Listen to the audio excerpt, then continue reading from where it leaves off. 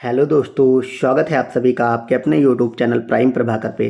दोस्तों, Allahabad high court के group C और ग्रुप डी एग्ज़ाम के तहत इंग्लिश की हमारी लास्ट क्लास है और आज की इस क्लास में हम पैराग्राफ को देखेंगे। मैं आपको बताऊंगा कि वहाँ पे आपको पैराग्राफ कैसे अटेंड करने हैं। तो मैंने उसी टाइप का पैरा लिया जो आपके एग्जाम में पूछे जाते हैं, ठीक है। और मैं आपको मतलब कैसे अटेम्प्ट करना, कैसे जल्दी जल्दी से पढ़ना, क्योंकि पैराग्राफ वाले 5 क्वेश्चन होते बहुत ईजी हैं, मतलब बहुत ईजी होती है, आसानी से 5 के 5 आप सही कर पाएंगे।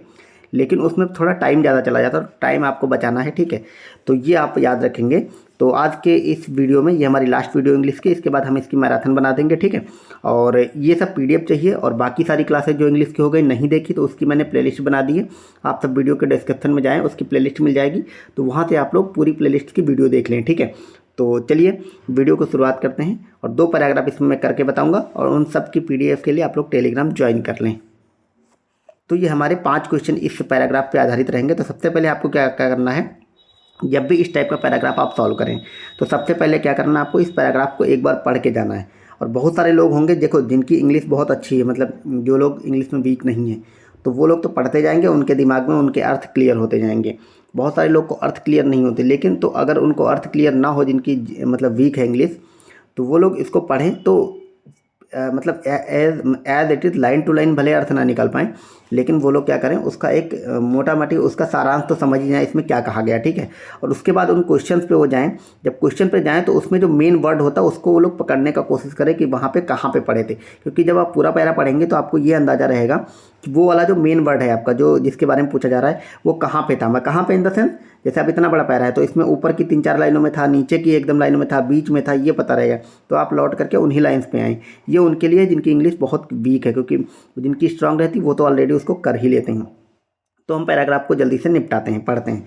तो ये पैराग्राफ हमारा क्या कहता है, कोई नाम है बनी, तो ए बनी रैबिट, तो रैबिट जो है वो बनी रैबिट, बनी नाम का एक रैबिट है, मतलब खरगोश है। ए बनी rabbit lived in a forest, तो बनी रैबिट जो है, मैं आपको हिंदी बताते हुए चलूँगा ताकि मतलब आप लोग समझें अच्छे से। एक जंगल में रहता था। ही हैड मैनी फ्रेंड्स, उसके कई दोस्त थे, ठीक है।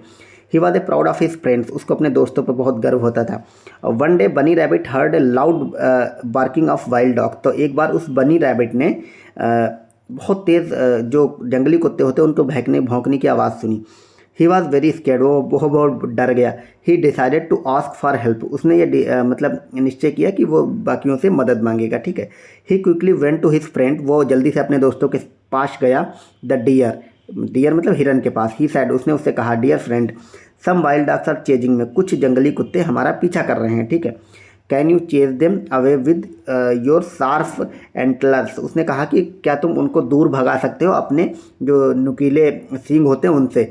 द डियर सैड, हिरन ने क्या कहा, दैट इज़ राइट, बिल्कुल, आई कैन, मैं कर सकता हूँ, but now I am busy, लेकिन मैं अभी बिजी हूँ, ठीक है। Why don't you ask the bear for help, तुम भालू से मदद क्यों नहीं मांगते, उसने ऐसा कहा, किसने, हिरन ने। फिर bunny rabbit ran to the bear, bunny rabbit भाग करके भालू के पास गया। My dear friend you are very strong, उसने कहा, मेरे प्रिय मित्र तुम बहुत ही स्ट्रांग हो, प्लीज़ हेल्प मी, मेरी मदद करो। सम वाइल्ड डॉग्स और ऑफन आर आफ्टर मी, मतलब कुछ जो जंगली कुत्ते हैं मेरे पीछे पड़े हुए हैं। प्लीज़ चेस देम अवे, कृपया उन्हें दूर भगा दो। ही रिक्वेस्टेड द बियर, उसने मतलब भालू से ऐसी विनती की। द बियर रिप्लाइड, भालू ने क्या कहा, आई एम सॉरी, मुझे माफ़ करो, I am hungry and tired, मैं बहुत भूखा हूँ और थका भी हुआ हूँ। I need to find some food, मैं मतलब कुछ खाने को देख रहा हूँ। Please ask the monkey for help, कृपया बंदर से मदद मांगने के लिए जाओ। तो जो पुअर बनी है, यानी कि यहाँ पे पुअर का मतलब बेचारा जो खरगोश है, वेंट टू द मंकी, बंदर के पास जाता है। द एलिफेंट, उसके बाद हाथी के पास जाता है। द गोट, उसके बाद बकरी के पास जाता है। And all his other friends, और उसके जो भी सारे मित्र थे, मतलब सबके पास गया एक एक करके। बन्नी फेल्ट सैड, वो बहुत दुखी हुआ, उसने दुखी मतलब फील किया। That nobody was ready to help him, क्यों, क्योंकि कोई भी उसकी मदद के लिए तैयार नहीं हुआ। He understood that he had to think of a way out by himself, उसने मतलब सोचा और उसने यह समझा कि उसको ही बाहर जाना पड़ेगा अपनी मदद के लिए, ठीक है। ही हेड अंडर ए बस एंड ले वेरी स्टिल, तो वह एक मतलब जो झुंड वो होते हैं, क्या बोलते हैं उसको, अरे उसको क्या बोलते हैं, बिल टाइप का, उसमें घुस गया, ठीक है, अपनी मदद के लिए। The wild dogs did not find the बनी, बिल के नीचे जब घुस गया खरगोश, तो जो जंगली कुत्ते होते वो उसको ढूंढ नहीं पाए। They went chasing other animal, तो वो दूसरे जानवरों को ढूंढने में चले गए। बनी रैबिट लर्न दैट, तो बनी रैबिट को यहाँ पे सीख मिली। क्या सीख मिली? He had to learn to survive by himself, मतलब उसको सर्वाइव करने के लिए खुद पर ही निर्भर रहना पड़ेगा, उसको ये सीख मिली। Not depending on the unhelpful friend, तो मतलब जो अनहेल्पफुल होते हैं, जो मदद ना करने वाले दोस्त हैं, उन पर निर्भर नहीं रहना पड़ेगा। तो ओवरऑल ये आपकी कहानी है। लेकिन वहाँ पे चूँकि मुझे समझाना था तो मैं एक एक लाइन का अर्थ अच्छे से आपको बता रहा था, लेकिन जब मेन एग्जाम में होगा तो आपको हिंदी में अर्थ नहीं निकालना बल्कि पढ़ते हुए चले जाना। अब हम चलते हैं इसके क्वेश्चन पे और देखते हैं इसके क्या आंसर जाएंगे। ठीक है, अब क्या है, why was the bunny rabbit afraid. अब क्वेश्चन ये है कि बनी रैबिट क्यों डरा हुआ था? क्यों डरा हुआ था? क्योंकि उसके पीछे जंगली कुत्ते पड़े थे। अब हम देखेंगे ऑप्शन को, because the bunny rabbit was chased by the deer. क्या वो इसका मतलब है क्योंकि बनी रैबिट जो है वो हिरन के द्वारा पीछा किया जा रहा था? नहीं, एकदम गलत है, क्योंकि उसको जंगली कुत्ते पीछा कर रहे थे। अब ऑप्शन है because the bunny rabbit heard a loud barking of wild dog, क्योंकि बनी डार्की जो रैबिट है उसने जंगली कुत्तों को भौंकने की तेज आवाज़ सुनी। बिल्कुल सही बात है, यही वाला तो सही जवाब हो जाएगा। अगला ऑप्शन देखते हैं, because monkey threaten to kill the bunny rabbit. नहीं, बंदर ने उसको मतलब धमकी नहीं दी थी मारने की, ये भी गलत है। Because it was getting dark, तो अंधेरा हो रहा था, उससे भी नहीं डर रहा था। तो एकदम सिंपल से क्वेश्चन आते हैं। आप PYQ भी देखेंगे तो उनमें भी ये रहे, ये भी शायद PYQ का ही पैराग्राफ है। ठीक है, तो मतलब इसी टाइप के आते हैं ये चीज़ें। अगर आपको हिंदी में अर्थ नहीं पता है तो आप यहाँ से पढ़ेंगे तो भी आपको पता चल जाएगा। ठीक है,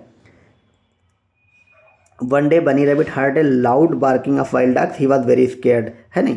तो उसमें लिखा है ये डरा हुआ था। स्केर्ड और अफ्रेड ऑफ का मतलब डरना होता है, तो वही बात इसमें लिखी गई है।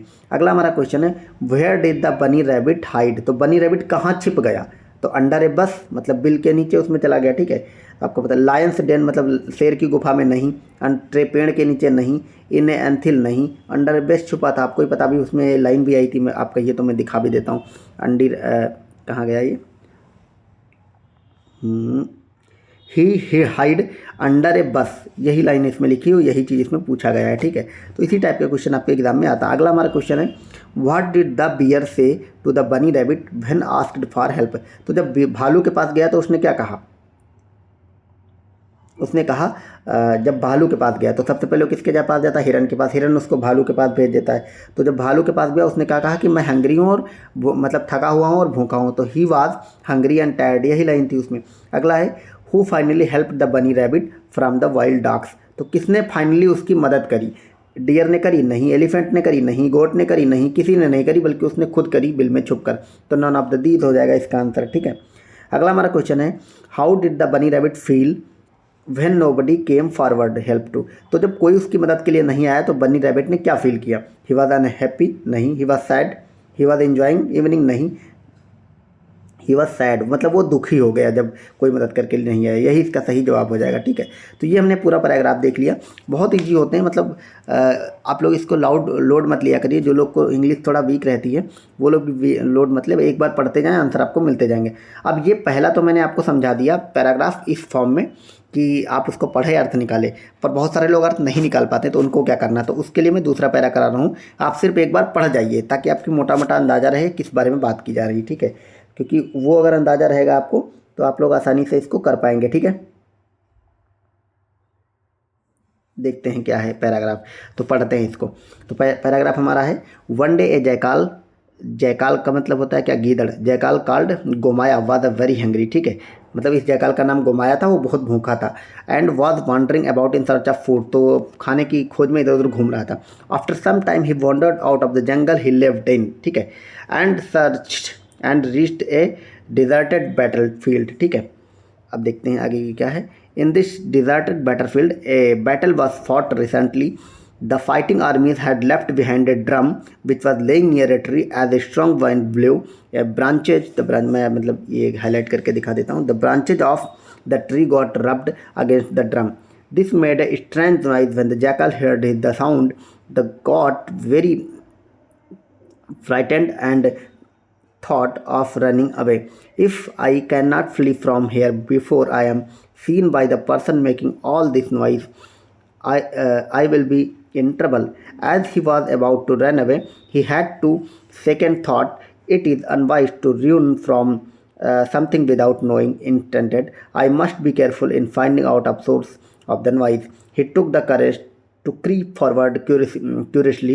When he saw the drum, he realized that it was only the wind that was causing all the noise, he continued his search of food and near the drum he found sufficient food and water। ये किस बारे में कहानी? देखो, एक होता है जयकाल या गीदड़। आपको मतलब हिंदी मैंने नहीं बताई जानबूझ के, क्योंकि जो लोग हिंदी वर्ड नहीं निकाल पाएंगे, क्योंकि वहाँ पे सेम पैरा रहेगा नहीं, वो अलग रहेगा, तो वो लोग क्या करें, इसी टाइप से पढ़ जाए, एक बार जल्दी से पढ़ें, ठीक है। अब इसमें ये समझ में आ रहा है कि एक मतलब भूखा गीदड़ होता है, गोमाया, वो खाने की खोज में इधर उधर जाता है, फिर वो एक सूखे रेगिस्तान टाइप की जगह पे चला जाता है, और वो एक होती है मतलब बैटल फील्ड होती है, एक युद्ध का मैदान होता है जहाँ पे युद्ध हो चुका होता है। वहाँ पे कुछ बकरियाँ, एक बकरी होती है वो ऑलरेडी भाग रही होती है इधर उधर, क्योंकि सब डरे होते हैं, और वो एक ड्रम के पास छुपी होती है, मतलब वो खुद ही छिप जाता है एक ड्रम के पास, ठीक है, और इधर उधर घूमता है, देखता है क्या परेशानी, बाद में उसको ड्रम के पास खाना मिल जाता है। मोटा मोटी ये सब बातें हैं। अब आप क्वेश्चन देखो और इसका आंसर फाइंड आउट करो, कैसे आपको जो आंसर है वो फाइंड आउट करना है। जैसे है, what was the reaction of jackal after hearing the sound. तो जयकाल ने जैसे ही आवाज़ को सुनी उसका क्या रिएक्ट था, ये आपको बताना। ही वॉज नॉट कंसर्न्ड, ये गलत है। क्या उसने उस आवाज़ पर विचार ही नहीं किया? ऐसा तो नहीं हो सकता, आवाज़ सुनी फिर देखा उसने छुप गया ड्रम के पीछे, ठीक है। ही वॉज हैप्पी, हैप्पी भी नहीं हुआ। He was frightened, none of the these नहीं होगा। अब मैं आपको दिखाता हूँ, ये सी वाला आंसर सही, ही वॉज फ्राइटेंड। क्यों? क्योंकि मैंने अर्थ नहीं पढ़ा, लेकिन उसमें साफ साफ लिखा हुआ था ही वॉज फ्राइटेंड। अभी मैं आपको दिखाता हूँ ये लाइन कहाँ पे थी, ठीक है। जैसे ही वो आवाज़ सुनी, ठीक है, आप इस पैराग्राफ पे आएँ और इसमें ये लाइन थी, this made a strange noise, मतलब उसने किसी अजनबी की आवाज़ सुनी, क्योंकि बकरी थी। When the jackal heard the sound he got very frightened, साफ साफ लिखा है, when the jackal heard the noise he got very frightened, जैसे उसने आवाज़ सुनी वह बहुत फ्राइटेंड फील किया। ऑप्शन नंबर सी सही हो जाएगा। अगला हमारा क्वेश्चन है, why was the jackal wandering in the forest. तो जयकाल जो है फॉरेस्ट में क्यों घूम रहा था, क्या सर्च कर रहा था? वंडरिंग का मतलब किस बारे में घूम रहा था, क्या सर्च कर रहा था? In the search of his friend, दोस्त को ढूंढ रहा था? नहीं। In the search of shelter? नहीं। In the search of food? बिल्कुल, खाने की तलाश में घूम रहा था। In the search of his enemy, दुश्मन की खोज में? इसमें भी नहीं। ये तो एकदम से सिंपल है, आप एक बार पढ़ेंगे आपको आंसर पता चल जाएगा। अगला हमारा क्वेश्चन है, what is the tone of the author in this passage. तो जो इस पैसेज का जो ऑथर है, जो लेखक है, उसकी टोन क्या रही होगी? मतलब वो गुस्सा होगा, कंफ्यूज होगा, नैरेटिव होगा, डिसरेस्पेक्टफुल होगा, क्या होगा? एंग्री है? नहीं, गुस्सा तो बिल्कुल भी नहीं है। कंफ्यूज है? कंफ्यूज भी नहीं है। वो एक नैरेटिव सेट करना चाह रहा था इससे, ठीक है, तो एक नैरेटिव होगा इससे। ऑप्शन नंबर सी इसका सही जवाब हो जाएगा। डिसरेस्पेक्टफुल भी नहीं होगा। अगला क्वेश्चन है, which of the following was left behind in the battlefield by enemies. तो जो एनिमीज थे, यानी कि जो शत्रु थे, उस बैटल फील्ड में युद्ध के बाद क्या छोड़ गए थे? क्या वो स्वॉर्ड या तलवार छोड़ गए थे? नहीं। शील्ड छोड़ गए थे? नहीं। ड्रम छोड़ गए थे? मैंने अभी क्या बताया, उस पैराग्राफ में साफ साफ लिखा था, ड्रम का कई बार जिक्र है। ड्रम छोड़ गए तो उसी ड्रम के पास खाना पड़ा होता जो उसको मिल गया, ठीक है। ऑप्शन नंबर बी हो जाएगा। बिल्कुल ईजी होता, जिनका नहीं भी आ रहा हो ना इंग्लिश अच्छे से, वो लोग भी आसानी से कर सकते हैं। अगला हमारा क्वेश्चन है, where did the jackal find water. तो इस जयकाल को पानी कहाँ पे मिल गया? Near the drum, near stream, near मतलब नियर ए स्ट्रीम, धारा के पास मिला? नहीं। Near a river? नहीं। His friends gave him water? नहीं। नियर ए ड्रम, उसी ड्रम के पास उसको पानी मिल गया। ऑप्शन नंबर ए सही है। एकदम क्लियर, मतलब बहुत इजी आती। तो मैंने दो पैराग्राफ दिखाए और दोनों तरीके से मतलब सॉल्व करना मैंने आपको बताया। आप अर्थ निकाल के और नॉर्मल पढ़ जाएँ। मैं तो यही कहूँगा जिनको तेज भी है वो भी नॉर्मल पढ़ते हुए चले जाएँ, ठीक है, क्योंकि इसमें आंसर और पैसे आते तो इजी ही, लेकिन थोड़ा लेंदी आते, मतलब पढ़ने और आंसर निकालने में थोड़ा टाइम चला जाता है, तो वो आपको बचाना है, ठीक है। तो ये हमारी इंग्लिश कंप्लीट होगी, इसकी हम मैराथन दे देंगे इसी को मतलब बना के, ठीक है। और बाकी आप लोग टेलीग्राम जुड़े, उस पर बहुत सारी अन्य चीज़ें भी दी जा चुकी हैं। मिलते हैं अगले वीडियो में। Thank you so much, bye bye.